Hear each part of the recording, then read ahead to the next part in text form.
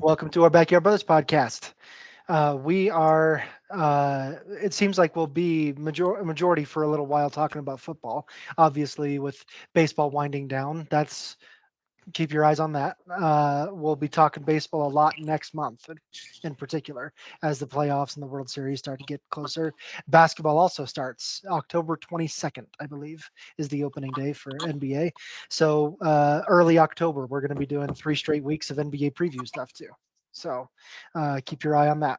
Um, Okay, so today though, it's my turn for a memory or analysis, and we had talked on this podcast. It seems like almost every week we've mentioned the Kyle Shanahan offense does this and it does that, and I think there's 8 coaches, a quarter of the league that run the Shanahan offense right now in the NFL.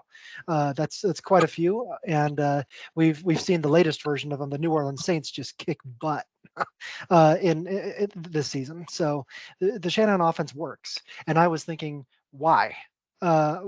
So we're going to analyze a couple of plays, see exactly what the core principles are, and why it's so hard to defend, and why it's considered right now the best play calling system in the NFL.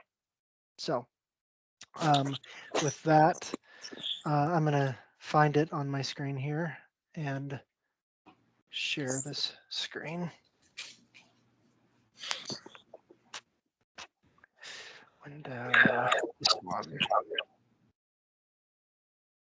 Okay, oh, that's not going to be the right one. Okay, I don't think you're seeing it. So let me. I see your screen. You see the play? Files, yeah. Yeah, not that one. Sorry, that's what I was thinking. So um, let me share this window, and you should be seeing this play here. There it Yep. is. So okay, so this was the first play. This was last year against the Jacksonville Jaguars, I think in November. So let's roll. Do you hear the audio? No. No audio? Okay. That's fine. I can see it. No, let me stop share because I think I forgot to include audio. Oh, I can't on this one. So you're just gonna have to see it without audio. I apologize. But We'll be all Okay. right. We'll offer the Yep. commentary on it anyway. so If you Okay. want running noises. okay, here we go again.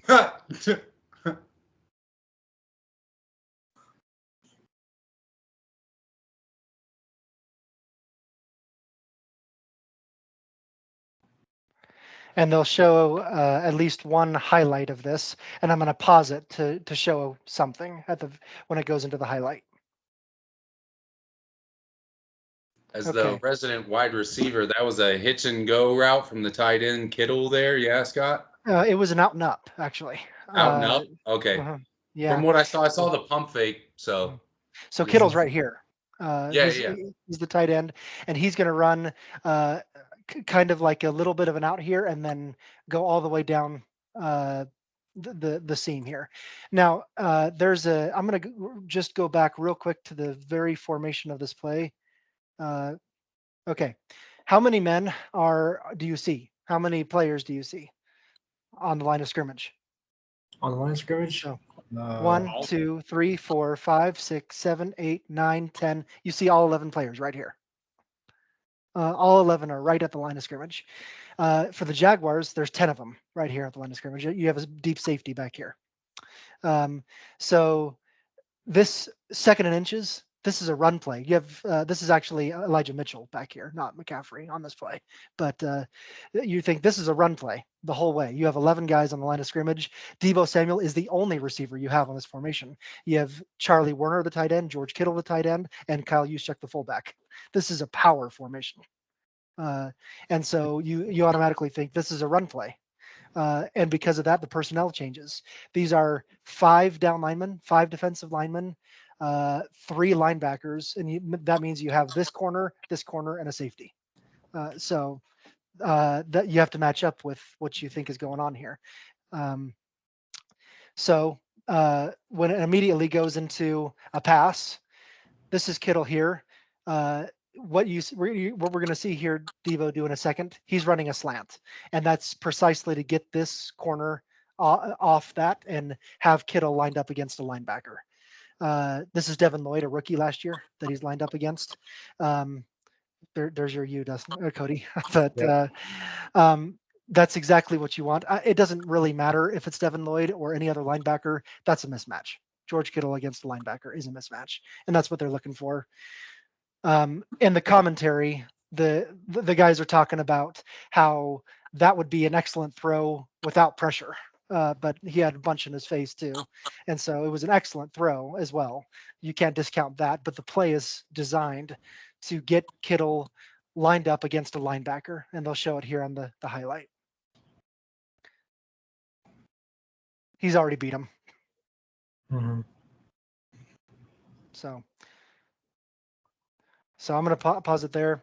Any thoughts from any of you on this particular formation? Well, the very first thing, just as a correction, it's actually Brandon Ayuk instead of Deebo Samuel. Was it Ayuk? Thanks. But that doesn't really matter. But I think the main thing for me, other than the actual nitty gritty of what the play design and whatnot, anytime you have a chance to do a pump fake, is really, I mean, it really can lead to defense astray. I mean, within the half a second to a full second that you have to react to them throwing the ball is enough to get someone off of you. And so just that pump fake alone and that sudden out and go turn, that's enough right there just to kind of get that separation. I think even with a corner, he still would have gotten enough space. And then of course with a linebacker, you're going to have even more. Mm-hmm. I think to add on to that, the way that Kittle got space there, if you put us back a few seconds, he kind of bumps him. You know what I mean? He uses his big body. He's inside of him initially and then bumps off there. Let's see if we can see that a little bit. So Yeah. right there, see how he uses his arm to push off of him and then make separation and go off? It's not like he's, it's not penalized that because I don't think it should be. But he used knowing where he needed to be the most open to his advantage and making the linebacker think he needs to guard just inside of the sideline to push him out of bounds, which would be the right technique, and using that against him to gain leverage and then be wide open like that. Yeah. That's kind of all I would add on that I noticed. Go ahead, Dustin. It's great play design that, it's a 20, 25-yard pass, but there's absolutely no Jaguars in front of him. So that's great play design that brings all of the defense forward just by simply how it looks and doing that. And so that's good. Two principles of the Shanahan offense I want to point out here. One is deception. It's a big one for Shanahan. Again, this in probably 90% of the time is a run on this kind of formation, big formation. It's just deception. You line up as if you're doing one thing and then you do something else and you got the defense already mismatched. And the other thing is yards after catch. And Dustin, you were mentioning that. The 49ers have incredibly led the league in yards after catch every single season that Kyle Shanahan has been a coach. 8 straight years. The 49ers have led the league in yards after catch. That's insane. Every single year. And so you can say, oh, 1 year, that's just great receivers. But when you have 8 straight years and every single year that Shanahan has been the coach, it's scheme. They're scheming that up. So. All right, let's go. I'm going to have to find this one here. Oops. And open with a different app here. Okay, so I'm now going to share a different screen.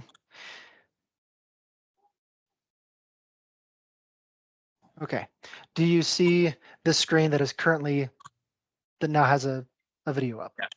Yes. Okay, this is play number 2. A little slow, it looks like. I was hoping that wouldn't be the case.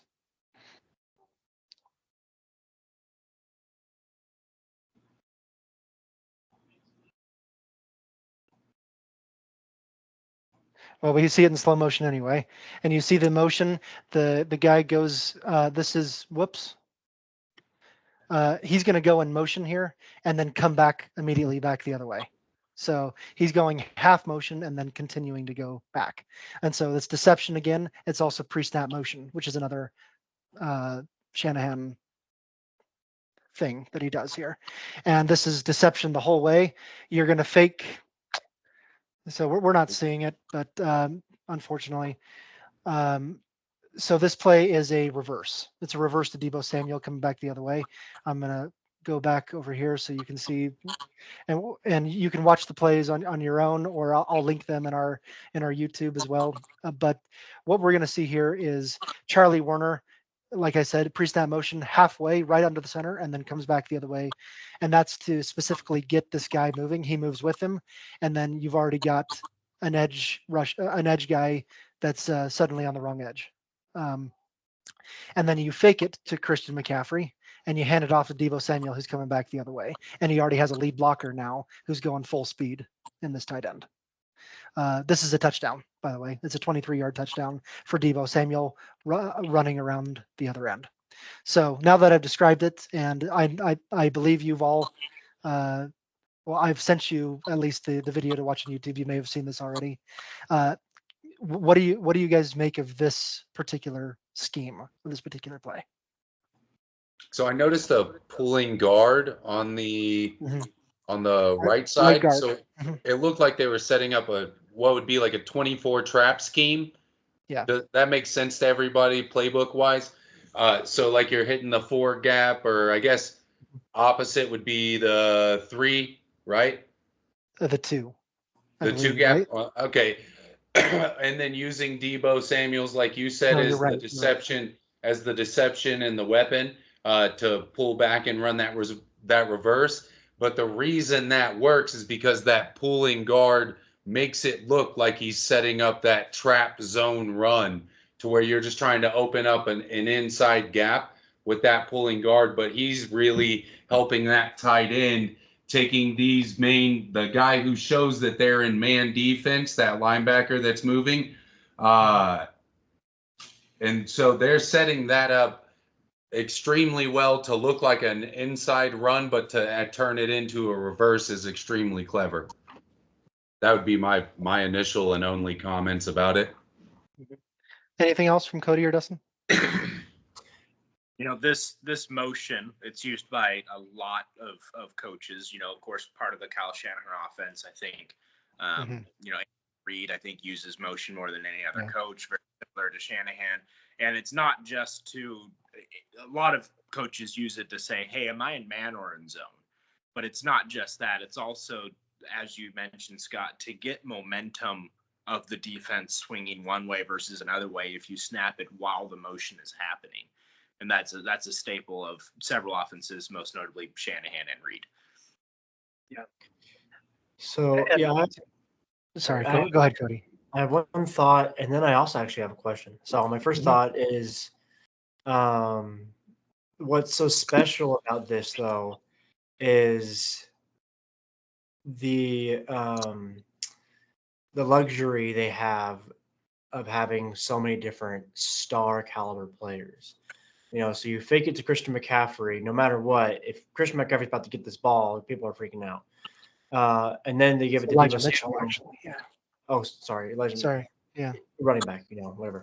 A running back on the Niners. Anyway, then they give it to Deebo Samuel. I would venture to say that a lot of other receivers in that situation don't have the same agility or speed or ability that Deebo has, because he's that kind of Swiss Army knife kind of player. And so that luxury added with this deception and pre-snap motion and all those things is just making it on another level. And so it's just a luxury that they have to be able to make these plays work at a higher level, which I think is important to mention. And then a question that I have, and this is kind of a basic question that I should know the answer to, but I'm just not sure I do. What exactly, I guess, where in the rule book does it differentiate between motion and what a false start is. Is it you can only go sideways? I see them going forward sometimes too for a motion. It just depends. So maybe just help me understand motioning Sure. and what's allowed and what's not, just so I know I understand it. So there's two variations of this. One is if you're on the line of scrimmage, you can't move, period, until the snap starts. So offensive linemen, tight ends, or receivers that are lined up on the line of scrimmage, you cannot flinch even. You have to stay until the ball snaps. If you're behind the line of scrimmage, you can move all you want. So that's, but you have to, but two people cannot be moving at the same time unless they come to a complete stop. That's when you see the illegal procedure, the illegal motion, is when two players are moving at the same time and don't come to a complete stop. That's why you usually only see one guy motion and another guy motion. Sometimes you'll see two at the same time, but the quarterback is usually very careful about not snapping the ball until they come to a complete stop. So two variations. So then, if it's just one person in motion, they can motion in any pattern. They can do a circle around the quarterbacks if they want, Yeah. and there's nothing wrong with that. And they can hike it while they're doing that. Correct. Yep. Okay. Yep. I wanted to point out one more thing on this play, and I found the right moment. You saw as he was faking it first to Elijah Mitchell, they all went to the left side. You can see Debo now has the ball. There is one guy in his way over here, and he has Trent Williams and Kyle Juszczyk going to go block him. That's the fullback and the best left tackle in the league. This is a little cornerback named Darius Williams. He has no chance, and he's pretty much pushed down to the ground. And Daryl Johnson on the commentary says, "I feel really bad for Darius Williams. He is the best left tackle and the best fullback in the league, coming full steam at him at the same time, and he's the only guy." So it's part of the scheme. It's also the Jaguars going in the wrong direction with every single person. So Jaguars screwed up too. Okay, last one. And now that I know, whoops, I probably have to stop share and share again, even though it's the same kind of screen. Can you see this new one? I can. Okay, this is one possession later. It's probably going to be the same. Yeah. So there's a couple things I want to point out here, but we're going to just do it in freeze frame. So let's see if I can find the. Okay, here we go.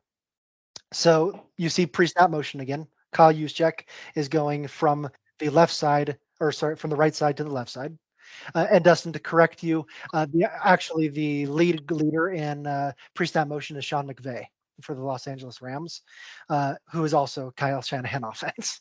So yeah, Andy Reid does it a lot though too. That's for sure. And his tree, which is the other quarter of the league, is an Andy Reid tree. So anyway, Kyle Juszczyk going from the right side to the left side in pre-snap motion. This is a play action to Christian McCaffrey. And what you will see here, what you have already seen, these are corner routes. Corner route here, corner route here. You have cover two, so they pretty much void this open area. And Kyle Juszczyk goes right in the middle here for a wide open pass touchdown. Kyle Juszczyk, the fullback, getting involved, and he's placed on linebackers again. And the biggest thing that I wanted to point out, and the last principle of the Kyle Shanahan offense, is taking advantage against linebackers. They do the best job Shanahan does the best job of any other offense in the league of utilizing the middle of the field better than any other coach, any other offense. It's hard. It's hard to use the middle of the field because you have linebackers. But the schemes of how Shanahan sets up his offense is to particularly attack those linebackers and make them wrong in what they do. And that's exactly what he's done. Devin Lloyd gets burned twice in the three plays that I've shown you, and this is the second of the three. And I'll move ahead to see if I can find the look. Went a little too far. Still a little too far. There, yeah, there he is, wide open. There's no one within almost 10 yards of him. Devin Lloyd, I think, is right here. He was supposed to be the one guarding him, but here you have the safety, and here you have the other safety that were both in cover two schemes. And went to guard the corner, left the fullback running wide open down the middle. So, what about this play? Do you guys want to say? If you can find the frame that shows you have the offensive line all on one side and Purdy is 20 yards Yep. away. I know what you're talking about. Yeah. A little bit more. There we go. Yep. So this is a rollout. Yeah, Bootleg. This is popular, of course. The Shanahan tree. A lot of different coaches does this. I mentioned Andy Reid. He does this, but to have a rollout where you get the linemen out of the way and they can see the entire field wide open, it makes for a much more accurate throw. And then you also have players crossing across the middle in order to confuse the defense, and be able to do all that. And so this is really beautiful play design to give your quarterback. He doesn't have to throw over somebody that's 6'7" and staying in front of him. He doesn't have to worry about his pass getting batted down by a big D lineman because there's nobody there because of the rollout. And look at how the offensive line has totally shifted. They've created this flank where they're not there. They've turned 90 degrees. Yeah, good point. Cody or Yancey, anything?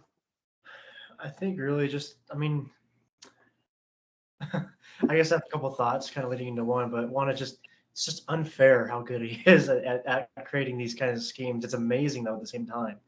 The second thought, kind of along with that, is it gives me that much more respect and admiration for those defenses that can stop them. And so, like the Vikings last week. The Vikings, I mean, that was just phenomenal. I gotta watch it to figure out what they did. Yeah. But number two, the Chiefs, twice in a Super Bowl, were able to do it. They also just kind of outscored them. But the Chiefs' defense, Magnolia, is incredible. And the just being able to stop a Niners defense that is hot like that, especially in the most Super Bowls, I think they were up by a couple touchdowns at some point in the Super Bowl, and yet they were able to stop them and kind of come and score over them. It just gives me another level of respect and admiration for those defenses that can figure out what the deception or what the scheme is going to look like, and then have their players coached to identify and respond. Thanks. Anything from you, Yancey? I've probably scored on this exact play 100 times in Madden, especially anytime I had Michael Vick on the field. Play action bootleg left, touchdown, baby. They're running that to the right, but you get what I'm saying. I think just to add on, there's not a lot to add on. I think you guys really covered it well. But mostly, I want to say that I agree strongly with Dustin's perception of how the O-line's job was done extremely well there to seal off the edge and give everybody, the quarterback and the wide receiver, the best ability to do their jobs. And that he's got nobody to worry about for at least 10, 15 yards.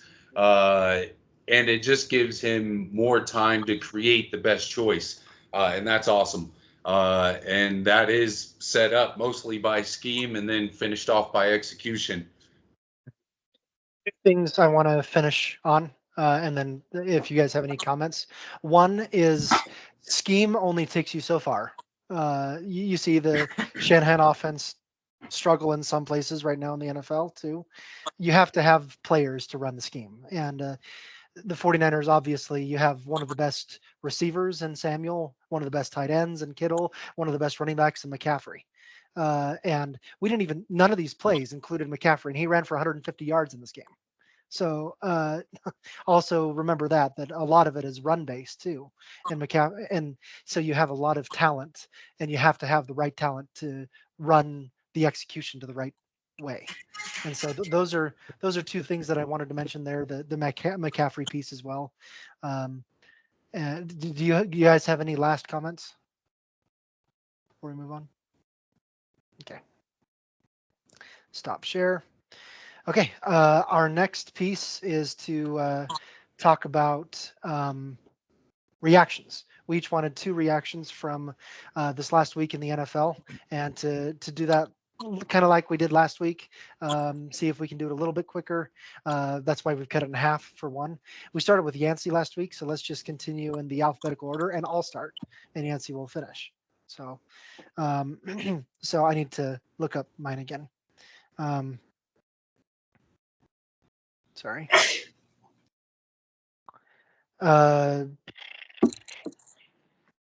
Okay, so the first one I'll mention is what were we worried about? We talked all offseason in our preview about how the Bills are going to struggle. Currently, they're the best team in the AFC. They would get the number 1 seed. They're 2-0 right now, and they just destroyed the Dolphins. Whether you want Tua Tagovailoa in or not, but the Bills are the best team in the AFC, and they're doing it without Josh Allen having to be Superman. Josh Allen against the Dolphins, he threw for 170 yards and 1 touchdown, and he ran 1 time for 4 yards, and they won the way that they did. So that's really, really impressive. And the first week we think about, hey, they beat the Cardinals. At the time, it didn't look that impressive, and then the Cardinals did what they did against the Rams, and it looks a little bit more impressive now. So I think the Bills are going to be just fine. I picked them to win the AFC East as it was anyway. But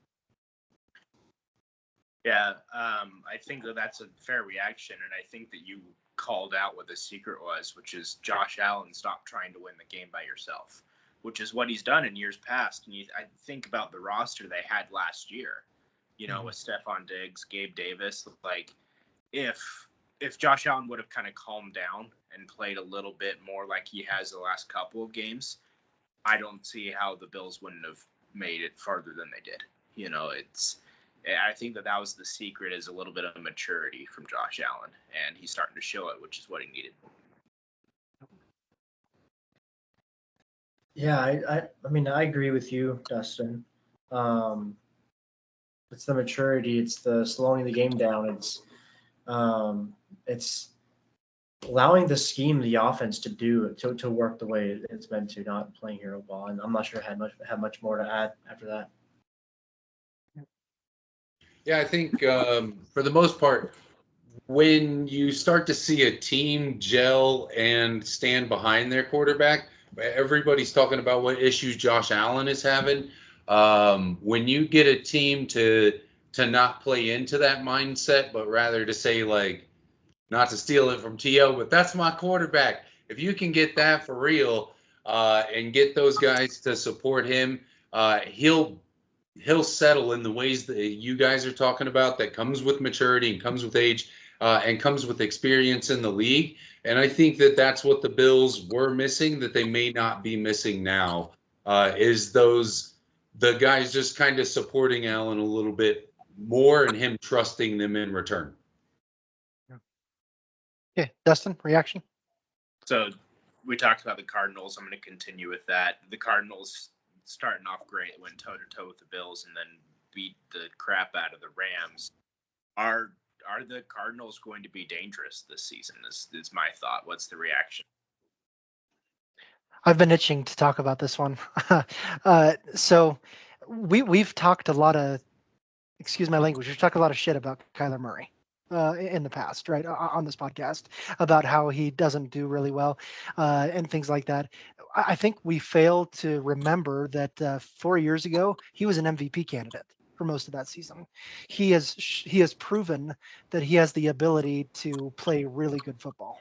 And the last 2 weeks, he has been playing the best football of his career. He had a perfect passer rating against the Rams, 158.3. He's the first player to do that since the 70s, I think, to have a perfect passer rating in a game. While playing the entire game, I think he went 19 of 23 for 270 something yards and 3 touchdowns, and also ran for 80 something yards. He is proving to be really having ways that defenses just don't have answers to, and he's playing really, really well. Marvin Harrison, obviously, 4 catches and almost 200 yards and 2 touchdowns too. Like that offense is really humming along. The defense sucks, but if they might just be able to outscore opponents. I think the Cardinals are a scary threat in the NFC West, as for one, and then in the NFC as a whole. Yeah, I'm kind of in the middle of that. So I mean, first off, I can't deny that he's playing out of his mind right now, but I think it's because he has Marvin Harrison Jr. I think that once he got Marvin Harrison Jr., he's like, oh, hey, I have someone I can throw the ball. And so I think that he's always been a good quarterback, but he hasn't been able to do anything with it. And so now that he has a weapon, they can actually, I guess, act on that and get somewhere with it. So in my mind, he's a good quarterback, but he's not elite. He never has been, and he never will be, because an elite quarterback does what he's doing without weapons like Marvin Harrison Jr. So the fact that he needs, he's a great receiver. The fact that he needs him in order to be as good as he is, to me, doesn't say he's elite, but he's a good quarterback. I'd push back that he had DeAndre Hopkins the last several years. Never got over 500. Yeah, I'd also push back a little bit that Marvin Harrison had 1 catch for 7 yards in the first game against the Bills, so he really didn't use him. And then and they lost the game. Yes, but outside of the 2 great touchdown catches, he wasn't used in the second half. Murray threw his way once in the second half, so he's still kind of learning how to use Marvin Harrison. So how much did he use in the first half, though? 4 catches for 4 catches for almost 200 yards and 2 touchdowns. Huge plays. And it was like 20-something or 30-something to 3 or 7 by the end of the first half. So they kind of already won the game by the end of the first half. So I guess that still is my point. Sure. Is that as he continues to learn to use them more, I'm not saying they're a bad team. I'm not saying he's a bad quarterback. I'm just saying that because he has them, now they're good. I don't know. Like you kind of say about Kyler Murray, like Marvin Harrison hasn't proved himself. What he did in college is, in my opinion, completely irrelevant. The NFL is a totally different game. He needs to prove himself in the NFL, and that takes years to do. Fair comments all around. I won't take up too much time stacking on. I'm happy to see Marvin Harrison Jr. playing well anytime that he does. 4 catches for 200 yards and a touchdown is impressive. Or for 2 touchdowns, right?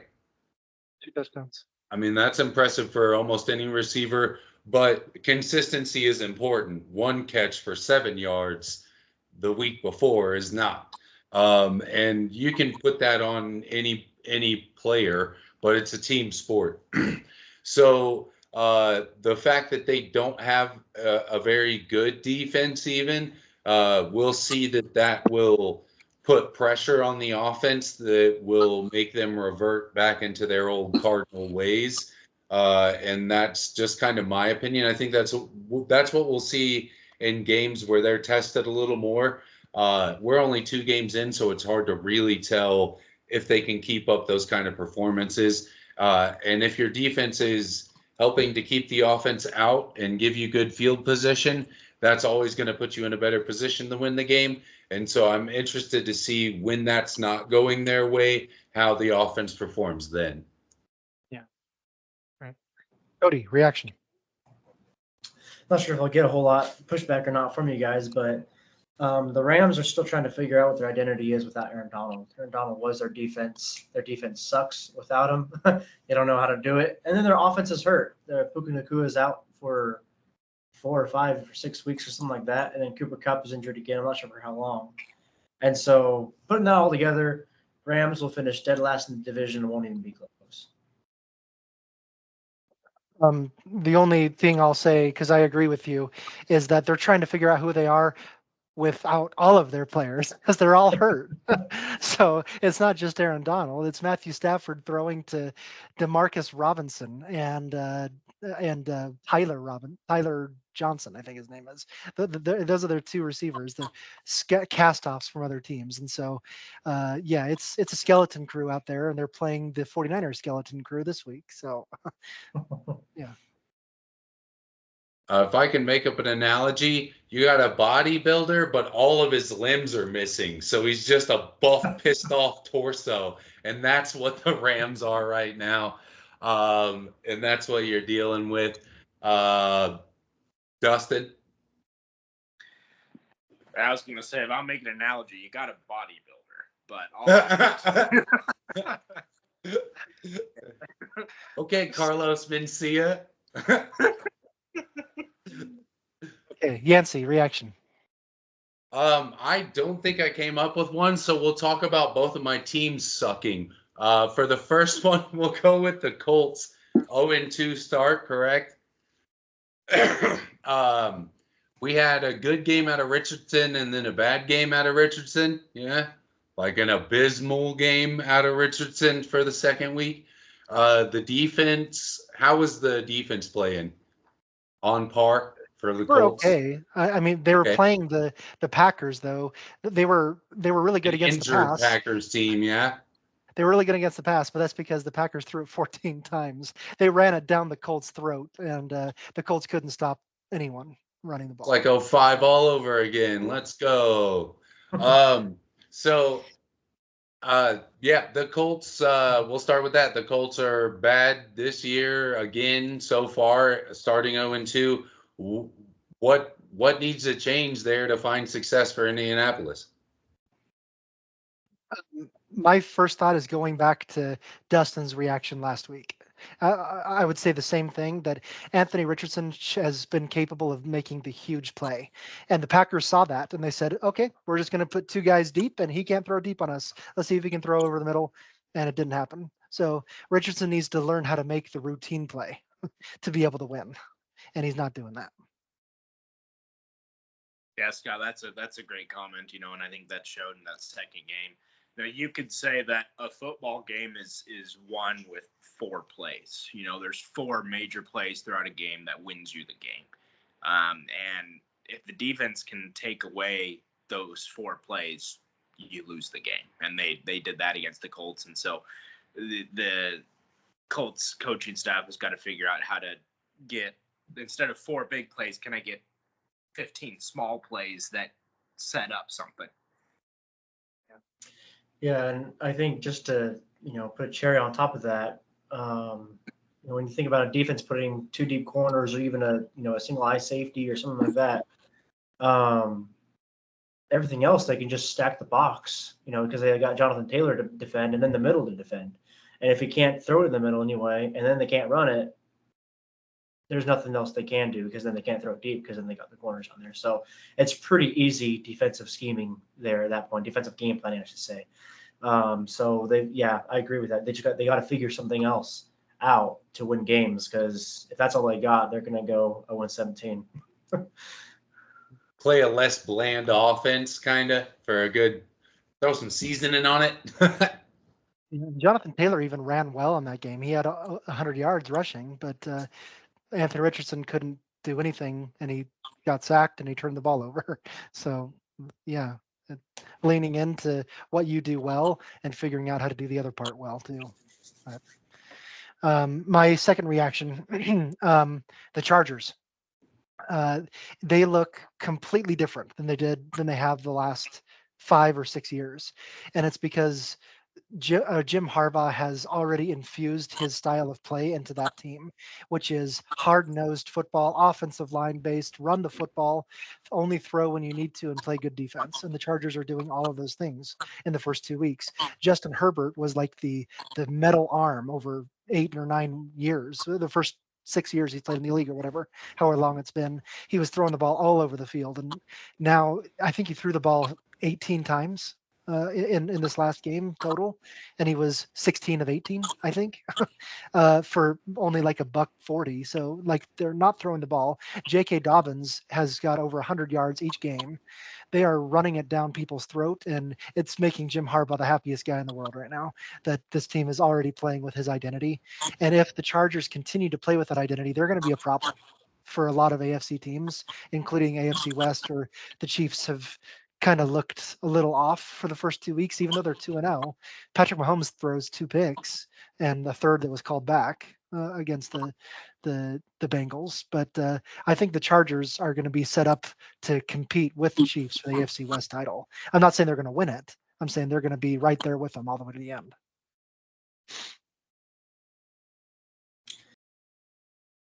I'm trying to figure out where I stand with that. I think so. For game 1, week 1, they played the Raiders. A pretty good team, and they got a good win out of that, which is good. And then the second team, they played the Panthers, which I think Southern Miss could beat right now. And so I guess my thought right now is, although I've seen the same style kind of being put in there, I see that and I trust Jim Harbaugh, so I think they're going to do well. the same time, I'm not sold yet. I want to see more.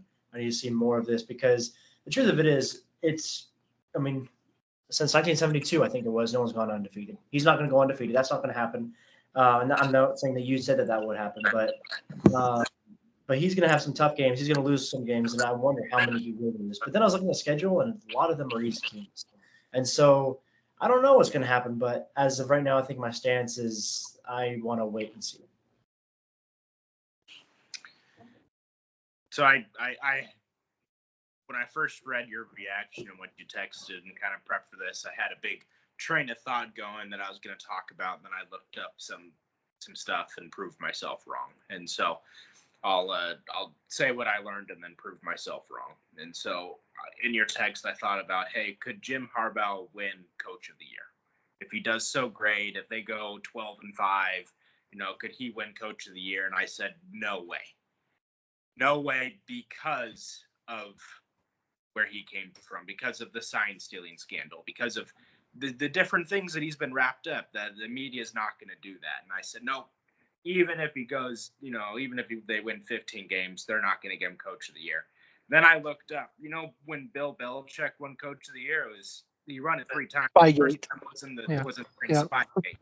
Yep. The first Coach of the Year was during Spygate. So never mind. They don't care. They don't care if you're cheat. They just care if you're winning. So, yeah, Jim Harbaugh, if the Chargers continue to go, he's going to win Coach of the Year, and nobody cares if he's cheating. I'm going to quote a piece of shit coach that I grew up with, but I'm not going to name drop him. If you ain't cheating, you ain't trying, boy. Get in there. Do something. Change the game. So, so I think that, and also I watched a documentary about that whole sign stealing thing. I don't really care. That dude was just doing his job better than anybody else. Like, whatever. So what? One guy with autism can change a lot of stuff. And all that dude did was take pictures of himself doing signals that he saw other people do. And I don't see any problem with that. Just to clear up my whole stance on the Harbaugh thing. Yeah, Jim, ethically, you could have been like, hey, we don't do that. I'm not like, we'll win on our own. But if everybody does it and you just do it the best, how much of a cheater are you, dude? Like, not everybody was doing what Belichick was doing, but whatever. Like, at the end of the day, if you don't get caught, you were just smarter than your opponent. And this is watered down war. That's all football is. So I think that, yes, it's entirely possible for Harbaugh to win. I don't necessarily think that he's cheating. I think that he's a smart guy who figures out things that other people don't, and that's why his football teams have success. But I'm not 100% solid on that stance on how he obtains being better than the other people that he's better than. But I don't disagree with your main point, Scott, that he could win Coach of the Year and that there's plenty of talent to fit his scheme to win games. Dustin, reaction. I was so wrong about the Dolphins. I had them in the Super Bowl. I had Tua winning MVP. Tua probably couldn't spell MVP right now. He doesn't know where he is. So like, and the Dolphins haven't looked good even with that. So I was wrong about the Dolphins. Yeah, I'll bring back Annie Agar. Maybe I'll say what she says, and every week. But she's a man. I've seen dolphins in better shape at SeaWorld. And so yeah, the dolphins are bad. But this is a problem that's been existing for the last 3 years. They just don't beat good teams. They beat up on really bad teams, and then they lose to the good ones, and then they get to the playoffs and get destroyed because it's a good team. So it's just they can't get over that hump of figuring out how to beat a good team.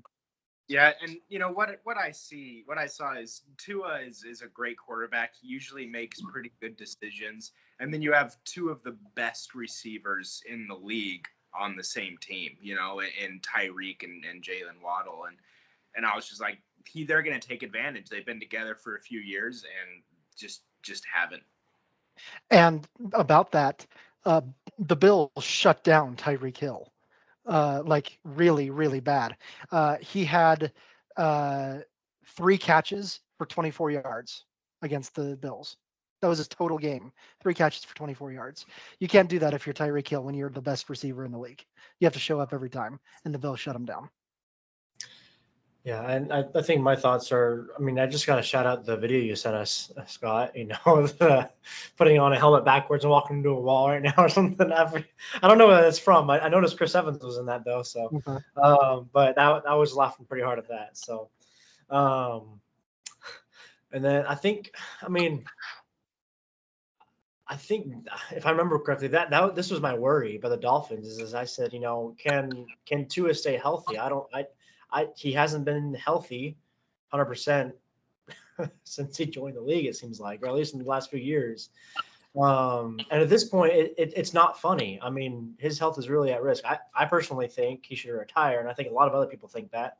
But that's just the concern is I did not think he was going to stay healthy, and with him healthy, they're a good team. Without him, I mean, you just don't know what to expect. So, I think your reaction is right, but I think it's delayed.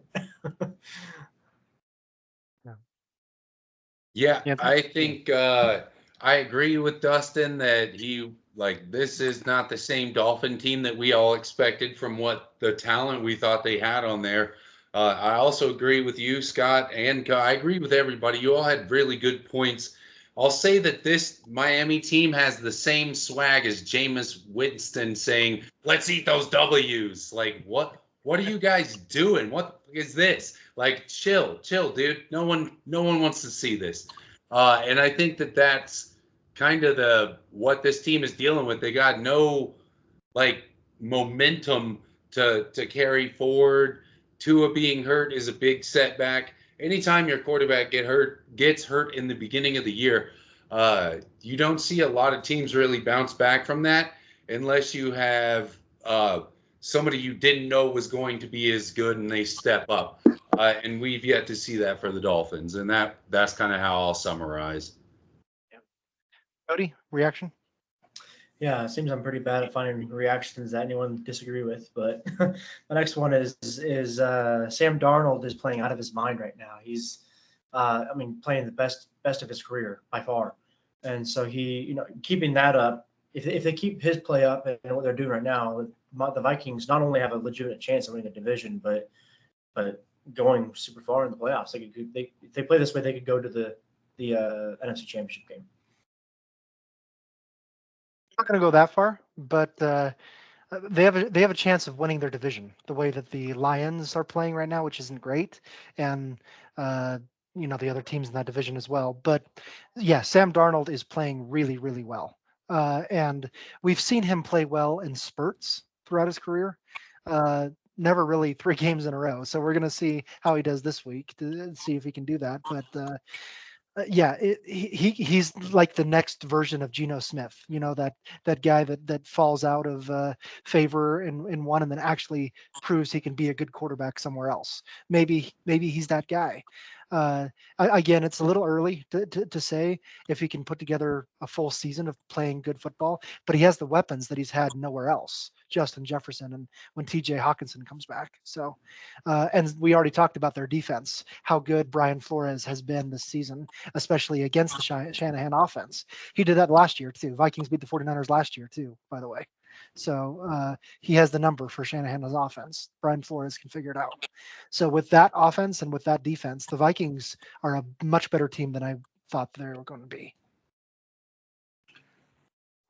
Yeah, I think the Vikings have a good offensive system that plays well to Darnold's strengths and really maximizes his potential. Because whether when he was in New York or Carolina, just didn't play well.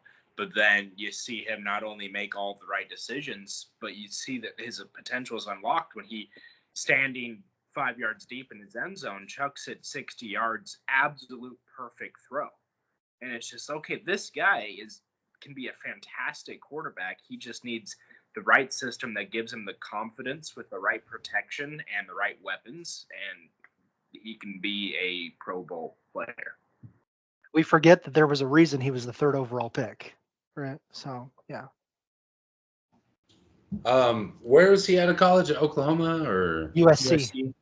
USC? Okay. So I think that consistency is going to be super important here. He does have weapons, and he is playing well so far. So I can't disagree with you, Cody. But we have seen him kind of slope off and have a few bad games in a row before, yeah. And so that's where I would have concern. But until we see that drop off, I think I agree with you, Cody, and he is playing well. So I don't have any reason to disagree with you. I would say we need to be aware of the inconsistency that this player's had before. But I think that there's plenty of weapons on offense to help him out. But I would question the run game. Does he have a run game, like a running back behind him to support them when they're not doing great in the past? Jones had over 100 yards rushing against the 49ers. There you go. Can't ask for too much more than that. So I would say that I agree with you overall, and that's how I'll go with that. And he also fumbled into the end zone and gave the 49ers a chance, but that's a different story. So. And just to be fair, I think my reaction was more, if Darnold continues this, if he continues playing like this, then not only do they have a chance at winning their division, but they could, go far in the, so I think I'm with that. I think everyone, is with the idea of like, well, let's watch him play out. But if he plays this way the whole season, the Vikings are a legitimate contender. Is basically what I was saying. Yeah, I agree with you 100%. And my only question on that would be, is he going to be consistent though? Because we've seen before that he isn't. So that I would say overall, though, I agree with you. If he continues this, yeah, definitely, they got a good shot. Yeah. See, last reaction. Oh, sorry, Dustin. Sorry, I think that's a good point. My last point of it is, there's a big if there. A wise uncle once said, "If Coach would have put me in, we would have won state." There you go. That's a fire, dude. I heard you could throw a ball over the mountain. Eat your taters, Tina. Quarter mile. All right, Yancey, last reaction. So I'm not going to be very varied in my reactions. Let's explain to me why the Broncos suck. Because I thought Bo Nix was going to be good. So we're just going to keep it simple. And you guys tell me what's going on with my teams, please. 3 points real quick. One, you have no running game whatsoever. Javonte Williams is not running the ball well. No one is. Bo Nix is their leading rusher right now. And so that's a problem. He's a good runner, but not like that. 2, your offensive line is the worst in the NFL. And so you're not getting Bo Nix any room to throw, any time to throw, and he's getting sacked a lot. And 3rd, Bo Nix can't throw it down the field. He's trying to throw all of these 30, 40-yard passes that are getting picked off. He leads the league right now. I think he has 4 interceptions right now, all on these deep throw tries. He can't. In college, it's weird because in college he threw it really short most of the time behind the line of scrimmage and these quick slants. Those are just not available in the NFL in Sean Payton's system. And so he's trying to chuck it down the field when no one's open. And so when those 3 things happen, you have the worst offense in the league, except maybe the Panthers. So. Yeah, and I'll admit that I fell in the trap. I was thinking Bo Nix was the most ready quarterback. Maybe he was, but I was thinking he was the most ready quarterback from this draft, and then I thought he was just gonna ball out game 1. I was afraid of him, to be honest. The Broncos playing the Seahawks, so I'm surprised he hasn't performed as well as I thought. But at the same time, it makes me think back to, okay, well, this is a rookie. It reminds me all rookies have struggles. I mean, look at the generational talent, Caleb Williams. I think that and I know this kind of leads into our next topic, I think, but it makes me really wonder, how do the rookies who come in who have success, year 1, how does that happen? And that might be something we'll talk about, but I think it just kind of humbled me a little bit, like, oh yeah, I gotta keep my rookie glasses on. Next year he might be a lot better, but this year we have to remember he's a rookie.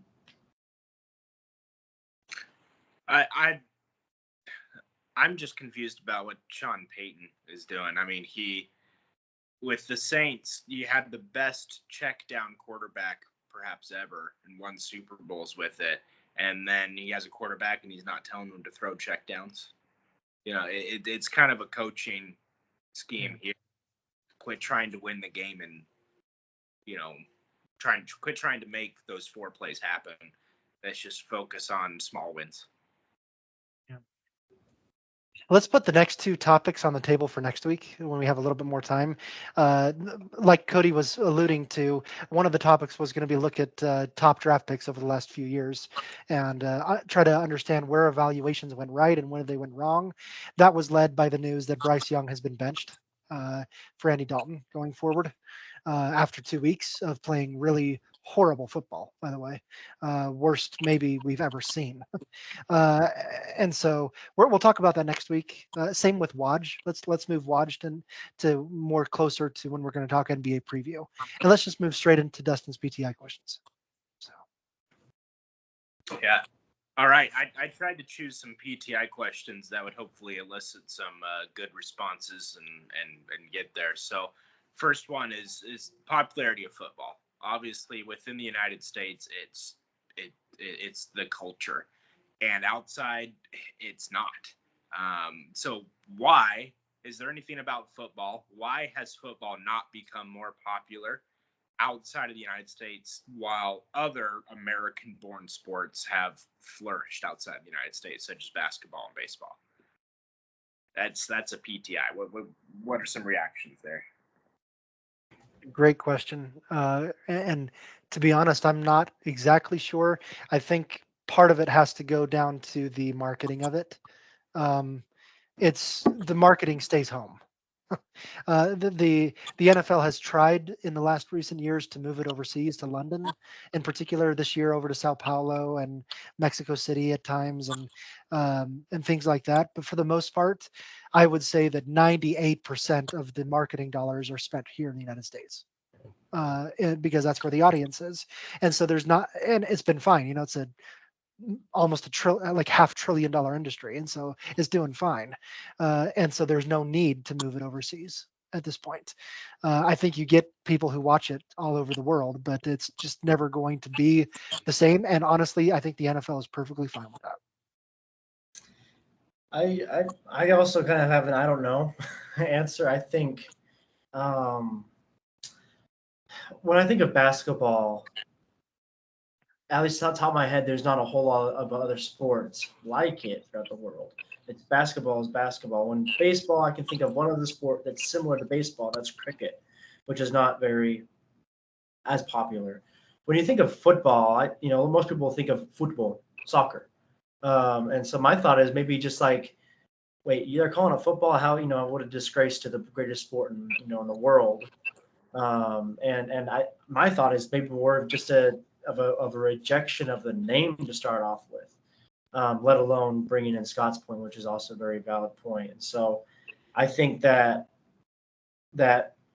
football having an ancestor of rugby, kind of where it came from, and then soccer kind of being more the world's greatest sport, but we're calling it football over here. My opinion is it just puts a bad taste in people's mouth, and they don't care about it. They have soccer, they have basketball. Who needs that? That's my thought. Cody, I saw Dustin's eyes too, and so I'm going to have to correct you on something. Cricket is the world's most watched sport. There isn't a second. Yeah. It's what? Cricket. It's the world's most watched sport. India, bro. In the entire world. It's the world's most watched sport. More than soccer. More than soccer. India, bro. All right. Just that India alone boosts those numbers crazy, G. Crazy. I guess I gotta log off now. Just kidding. I think you guys bring really good points. The one thing that I would add on that I would say is a reason it's not super popular is the overhead cost just to put on a game, and pay for professionals, 22 different people plus special teams plus coaches plus second string plus equipment plus, jerseys, all of it, they made kids sell candy bars in our hometown to play Pee Wee if you couldn't afford to buy your equipment. It's not cheap. And so I think that might be a part of it. That's obviously not the only part of it. That's not to say that every country's too poor to pay for football. I'm just saying, out of all the other things that you guys touched on, I think Cody had a really good point that it's almost maybe the name feels disrespectful to people who like soccer more, and it has more popularity in those other countries. And I think, Scott, your point that the NFL doesn't care. I'm not going to spend $1 to go over there. I'm already making all my money here. You want me to spend money to go over there? I just don't care to do that. And also the marketing. Like, if you're not showing it to people all the time, they're just not going to care the same. If we're not making the games readily available. So I would say the cost to show it in other places, and that I agree with you guys on your overall points thus far about it.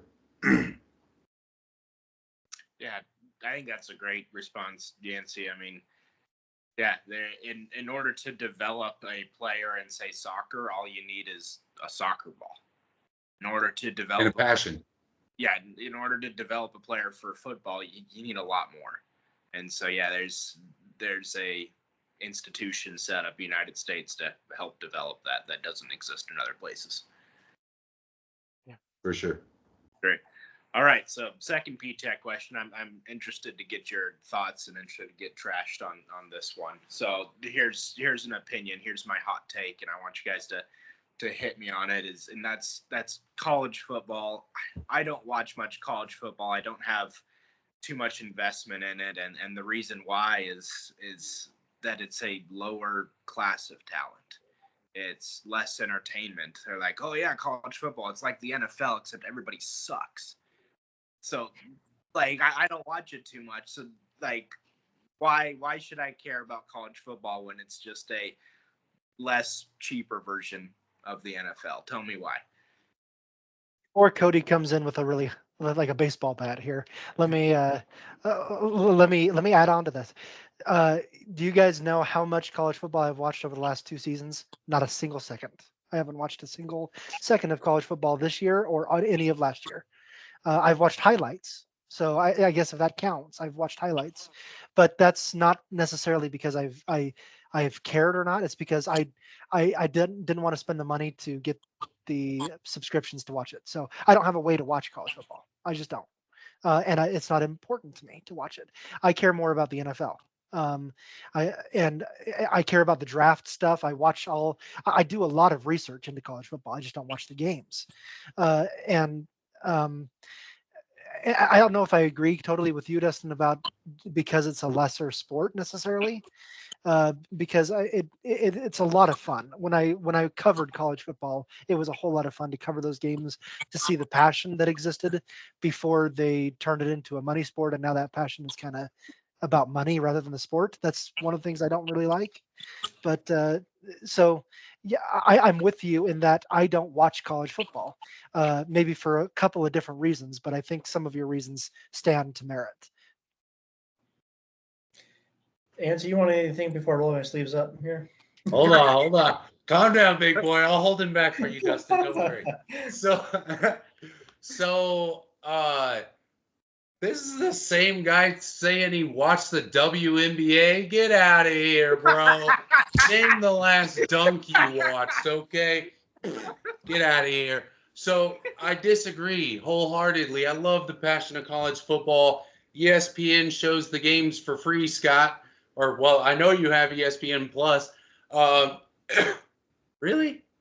Well, locals, ABC, NBC. Anyway, I get it. If it's not your thing, I never force anybody to like the stuff I like.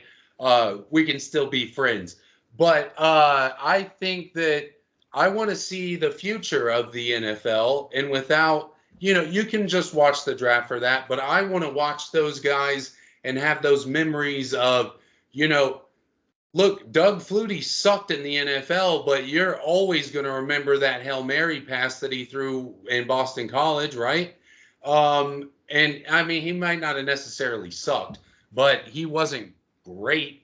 But that play was, and so that's why I watched the early days of those guys who are going to go into the NFL, and that's kind of why I like college. I'll agree that their talent level isn't there, but that comes with anything. That's like me beating up a white belt and talking about how great I am because I beat up a white belt. Like, no, that's not true. And it's just not interesting because, to the guy who has already developed, that's extremely interesting to me to see how this white belt is going to deal with what I'm going to throw at him. But I don't want to fight him for a challenge or anything. So I like watching what I guess more of a novice player to see how they react to things in building their career. So that's why I would disagree with you on that alone. Is I like the passion of them young bucks, man. That stuff keeps the sports alive. Yeah, so there's a lot I have to say here. I'm trying to figure out how to consolidate it a little bit. But for number one, if you want to watch amateurs playing a hobby, go to your rec league. Go to your rec league. Go watch Boys and Girls Club. Those are amateurs. Okay, these people are actually getting paid now. Let's be honest here. These are the NIL paid athletes who are really good at what they do.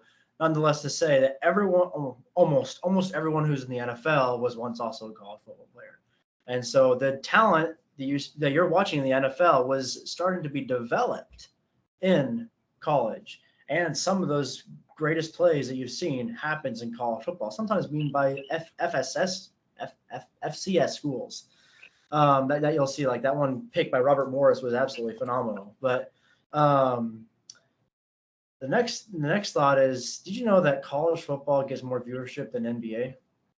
That's one thing. It gets more viewership than the NBA because it's that popular. Football is king in America, at least. And I like Yancey. I like watching, the passion of college football players. It's different to me. They have more passion than NFL players. Now, before they're getting paid NIL, they were really playing for something else. Now they're getting paid. That kind of came down a little bit, but they still have a lot to play for because they're still trying to show their talent to these NFL scouts. They're still trying to get drafted. When you're in the NFL, you're playing for a roster spot, but you're still getting paid a lot of money. You get paid probably more than you're getting paid in college. And if you have a good several years and they kick you out or whatever, or they cut you or whatever it is, you have that contract still. You're good for a while. College is different. You're really trying to make it somewhere, make a name for yourself still. So there's the passion there. So I wouldn't call it amateur. I would call it, I mean, you could look at it as a minor league, but minor leagues aren't amateurs either, in my opinion. So I wholeheartely disagree. I think college football is sometimes even more fun, in my opinion. I realize that's an opinion, to watch it more than NFL. I personally think I follow Utah Utes more than I follow the Seattle Seahawks sometimes, although it's it's still a passion of mine. And so I think that putting it all together, college players don't suck. They're really good at what they do. But is the defensive end for South Carolina better than T.J. Watt? No, because T.J. Watt's been in the NFL for how many years? So I can see your point as an opinion, but it's definitely not a fact, and I would respect your opinion, but you're wrong at the same time. So that's my thoughts. Let's look real quick on who's wrong. If you can see my screen, can you or no? Yeah. Okay. So Cody's right about football being king. 65% viewership watch the NFL. NBA's next, 51%. Followed by Major League Baseball at 42%. And then NCAA football is number 4 at 30%. I'm going to protest because whoever made this dumb chart said that combat sports was WWE and UFC. Acting is not a combat sport. Don't talk to me like that, boy. Yeah. So this was for 2023, so last year. Well, WNBA was up quite a bit. I don't know why we have 2 WNBAs, by the way. That's kind of weird. But anyway, so but I think it's like when I was in college and watching BYU play and covering the sport, I definitely watched it every day. My interests have just changed, and that's fine. And I've really, like I said, I've really loved to watch highlights. I will watch highlights of a lot of college games. So it's not like my interest in college football is done. It's just my priorities for where I'm going to spend my money have changed. So Yeah, good comments, good everything from all around. It's good. All right, so 3 minutes left. We'll do a quick around the horn, I suppose, since we're talking ESPN shows. there you go. Around the horn. What's the hardest position in football not quarterback? I can lead with my opinion. I would say that it is either cornerback or tackle. The offensive line on the tackle would be the hardest position to play. I think I'm going to lean offensive line on the tackle because of who you're going up against every single play. As somebody like that. That's my opinion. What do you guys say? Anything different? I think that. Go ahead, Cody. Sorry. I think you have a very valid point. I think, to be honest, every position is going to be hard to a level. Okay, let's go with that. I think that you have to separate what kind of hard you're talking about. I think that tackle is probably the hardest physical position in football. Like you said, because if you're going against every single play, not to mention that the offensive line, specifically the center, usually have the biggest and most serious issues of CTE because of how much their heads are hitting. But I would say that the hardest position, not quarterback, would be cornerback, as you first mentioned, and that's because the mental as well as physical. You have to be able to anticipate sharp route moves and not knowing exactly where they're going. You have to be able to anticipate and know a receiver, their thoughts, their movements inside and out, and you have to do it backwards. Running backwards and reacting to be faster, while making sure you're not neglecting this part of the field or that zone or whatever your kind of defense you're in. With the stress of, if I let this go, I'm the secondary. If I let this go, it's gone for touchdown. That's the pressure on you. If you're the front seven, you got to make that tackle. But if not, at least you got your linebackers and secondary behind you to try to help you out. But if you let someone burn you, you're either getting benched or you're getting screamed at for a while. And so I think tackle for one reason, as you said, but in my opinion, to be the cornerback for those reasons. I also had two, and I'll go through it real quick. Cornerback was also mine. I've played in high school. I played both receiver and cornerback at different times, and I can tell you that cornerback was so much harder than a receiver to get right. Receiver has its difficulties too, but cornerback is really hard for all the things that Cody said, as well as the rules. You can't touch anybody. You're penalized a lot, and all that kind of thing. It's really difficult to play cornerback. The other one was going to be kicker, not because it's a difficult position to play, but because it's the perception of it. If you make the kick to win the game, that's expected of you, and you're like, great job. You may get carried off the field, but that's your job. Your entire job is to make a kick. If you miss a kick, you may not be on the team the next day, and that's not going to be the case for any other position on the team. Your job seems to hang by a thread every single game as a kicker. I think I agree with all of you guys that playing the line is extremely difficult for what you're giving up. Physically, you can be rotund, you know what I mean? You can be lazy and strong and born with a lot of things that make playing the offensive line easier instead of earned. It's really not that hard to remember if you need to pull on this play or not. But physically blocking specific players like edge rushers and stuff like that is hard.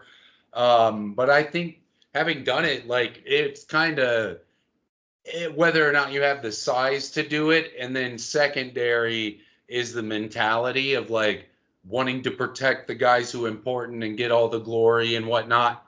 So being in the trenches, I'll agree with you guys. That's very, very much one of the under glorified hard positions to play as tackle.